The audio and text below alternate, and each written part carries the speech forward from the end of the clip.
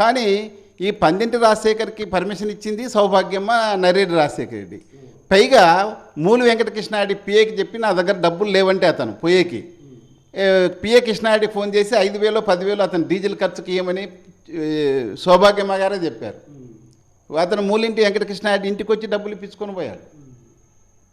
ఇదే మూలింటికి వెంకటకృష్ణారెడ్డి కానీ వివేకానంద రెడ్డి కానీ పర్మిషన్ ఇలా వాళ్ళ కుటుంబ సభ్యులు పైన హైదరాబాద్ నుండి జరిగిన డ్రామా ఇది ఒక అయితే.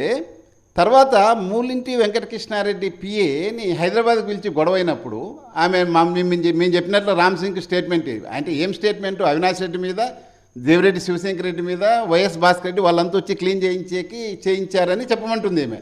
వాళ్ళు అసలు లోపలికే రాలేదు. మొదటి నుండి లాస్ట్ శవాన్ని బయటికి తీసుకొని అంబులెన్స్ ఎక్కించేంత వరకు నేను లోపలే ఉన్నాను. వాళ్ళు అసలు లోపలికి ఒక్కసారి వచ్చి చూశారు, పోయారు.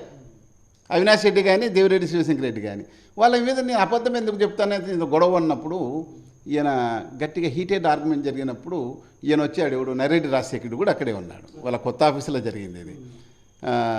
ఆయన వచ్చి కృష్ణారెడ్డి కూల్ అంటే ఆమె అంటుంది కృష్ణారెడ్డి స్టేట్మెంట్ ప్రకారం, ఏంది నువ్వు అతన్ని అడుక్కునేది, కృష్ణారెడ్డి మనకు చెప్పుకోకపోతే, మనం చెప్పినట్లు చెప్పకపోతే నువ్వు జైలుకు పోతావు, నిన్నెవడు రచిస్తారని చెప్తుంది.